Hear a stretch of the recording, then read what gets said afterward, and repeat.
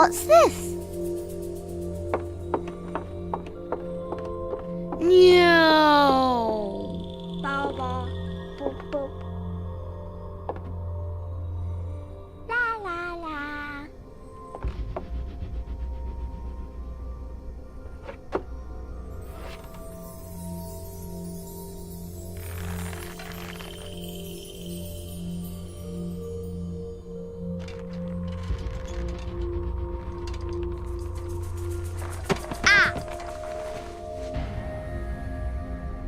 Ooh.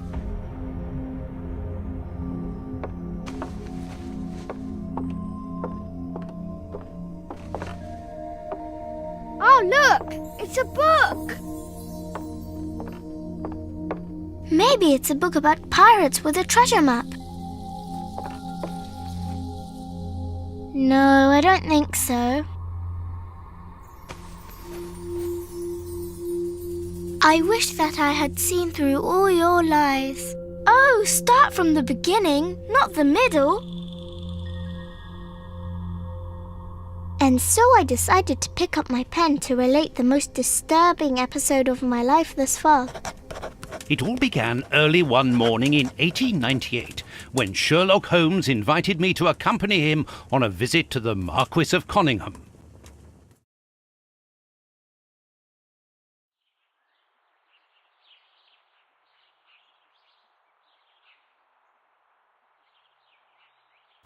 Watson, my dear fellow, we can now go and inform the Marquis that we have found the Samoan necklace, and very much faster than Inspector Baines, too, which pleases me. Have you really solved the theft, Holmes? And so quickly? I have indeed, Watson, and believe me, it was completely unnecessary to spread out all over London, as our friend Baines thought was best. He likes to boast that his methods are equal to mine, but once again the outcome has contradicted him. After all these years of accompanying you upon your investigations, I thought that by now I should be reasonably capable of following your train of thought. But in this particular case, I must admit that I don't understand anything at all. Ah, you see, but you do not observe, Watson. There lies the difference. It is a matter of course. A matter of course? In the middle of the night, when everyone is fast asleep, the service bell within that room rings out and alerts the servants. They dress quickly and come running, but the door is locked and there is a strong smell of burning from within. A few seconds later, the master of the house himself, the robbed Marchioness's husband, the Marquis of Conyngham, arrives and unlocks the door using the sole key. A fire has started inside the room, but they have managed to arrive in time to put it out. It is at that moment that the Marquis realizes that the famous Samoan necklace, which had been safe within its glass cabinet only a few hours earlier, has now disappeared. In order to explain, let us confirm my theory before the arrival of Inspector Baines.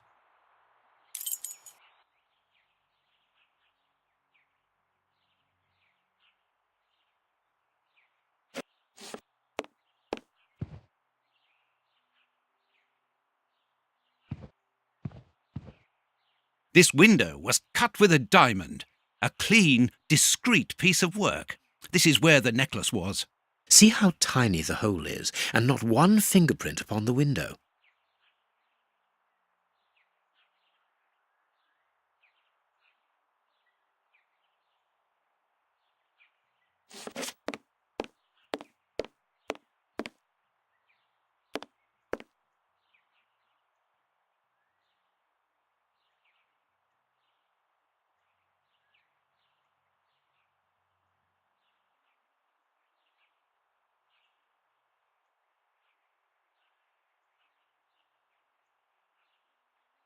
A mark undoubtedly made by a diamond. Someone tried to cut the glass, but he was interrupted. Therefore, the thief tried to escape through the window, but he was interrupted.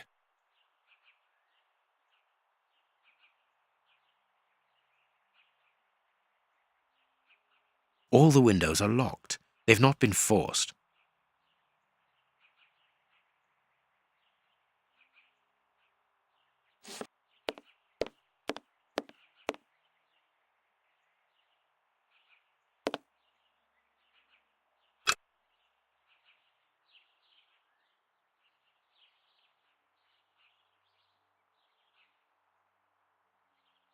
This window was cut with a... See how tiny...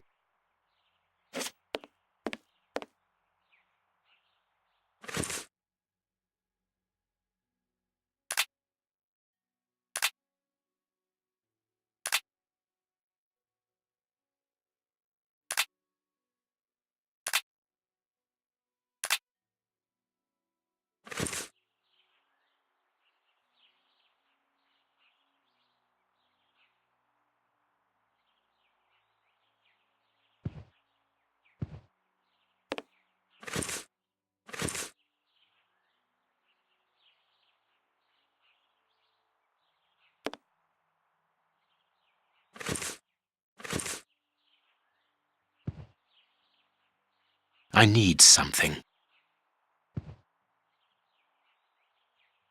I need something.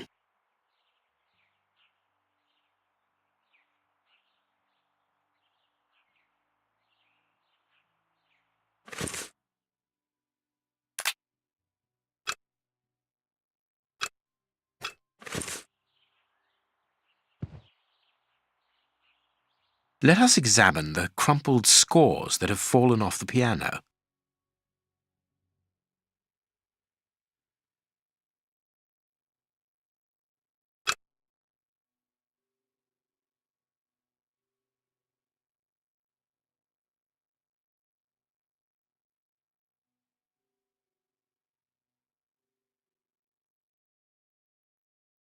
These sooty prints were left by a tiny hand. I don't understand why these music scores are covered with soot.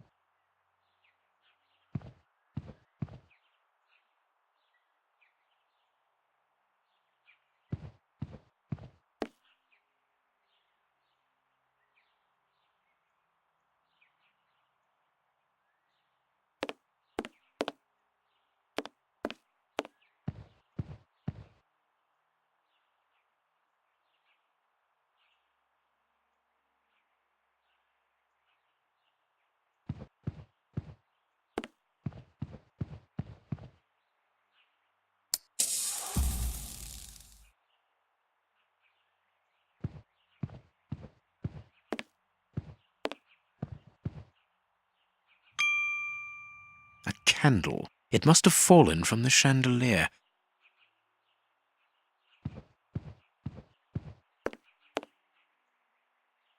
These documents are not very interesting, even though they're addressed to the Minister of Maritime Affairs. The Marquis himself.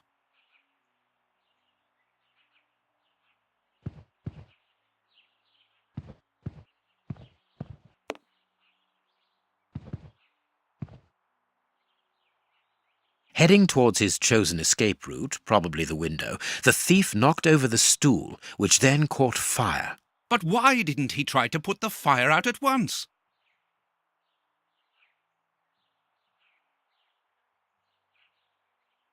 The chest wasn't opened. The necklace wasn't in it.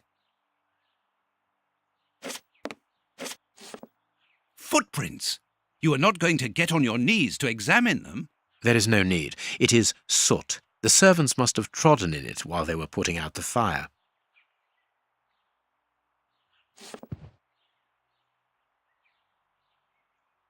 Strange. There are some objects here that have been knocked over. The fire started here, just beneath the bell pull. Whoever pulled the cord would have had his feet in the fire, unless it was pulled before the fire started.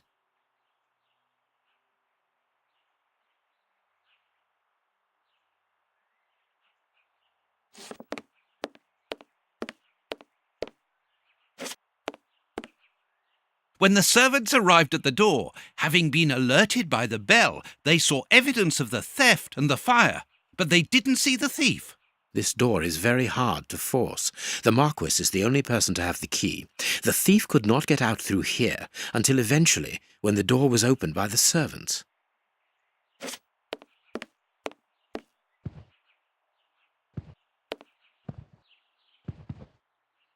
Not very well kept, this aquarium. I can see a dead fish floating on the surface.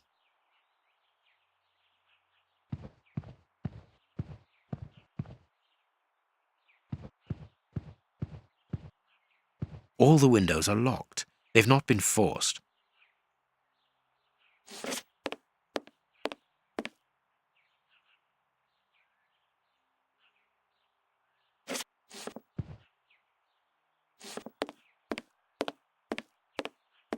What do you think, Holmes? Let us search the room before the police get here. We might throw some light onto all this.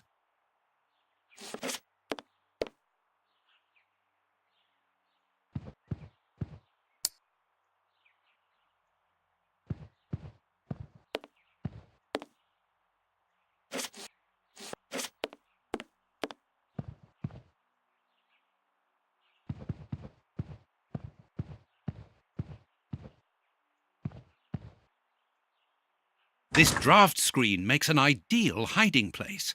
As the theft was committed at night, I conclude that the thief hid himself behind the draft screen and waited until he was alone in the room. Strange, there aren't any prints, yet I'm sure that the thief hid here. Ah, Mr. Holmes, you're already here. Good morning, Inspector. You've arrived just in time. Ha ha. Scotland Yard arrives like the cavalry, always in the nick of time. Ah, but I know that satisfied expression, Mr. Holmes. Have you already solved the case? It's possible. We have retraced the thief's rather unusual footsteps. He is a true acrobat. But what I cannot understand is that when the servants entered the room, there was no one to be seen. An acrobat, perhaps, but an invisible one? I do not think so. The only explanation is that the thief escaped before the servants arrived. I don't know how, but there is no other way. Half a point for the doctor, nil for the inspector. I am pleased to see that you find the situation amusing, Mr. Holmes. Very well, then. Explain. Dr. Watson was correct when he mentioned acrobatics, but he is mistaken about the nature of the acrobat.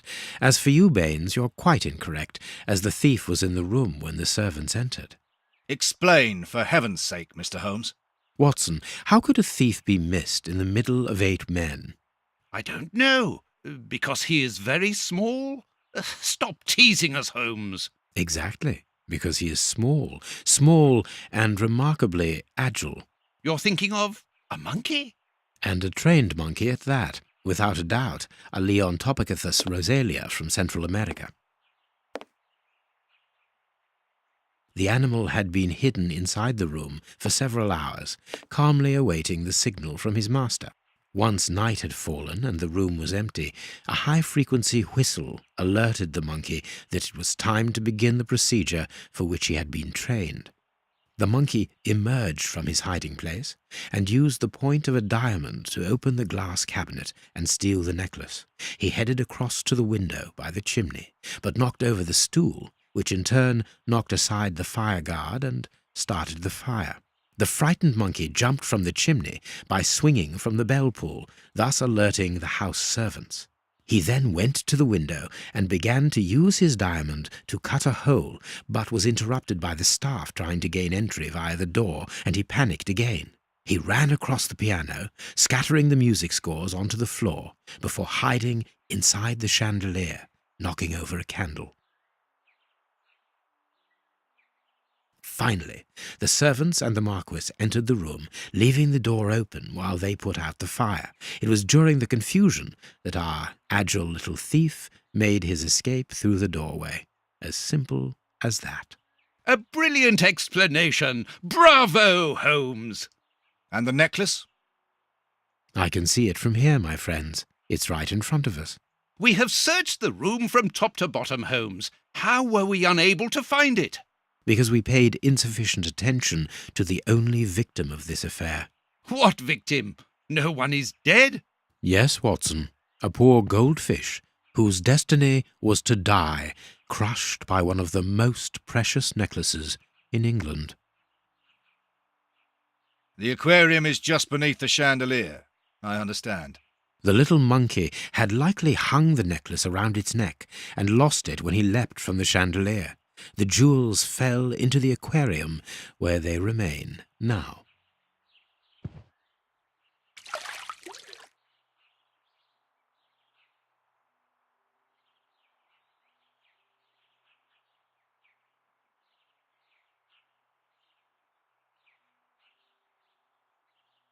Marquis, here is your necklace, intact, just a little wet.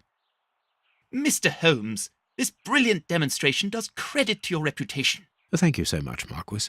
Do you wish to verify the authenticity of your jewel? No, I recognize it. I have spent many hours admiring it, you know. Good. I will return it to its box and...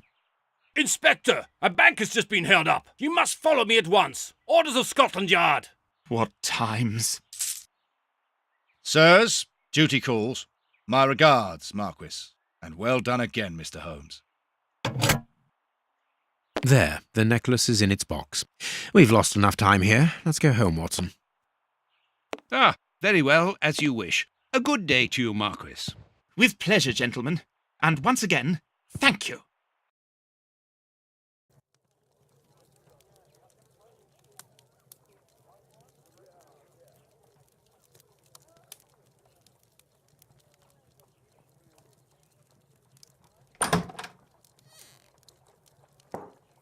This morning's newspaper. Holmes, have you read this article about you? No, Watson, not yet, and I won't have time to. Read it before you leave. It's outrageous. If you insist.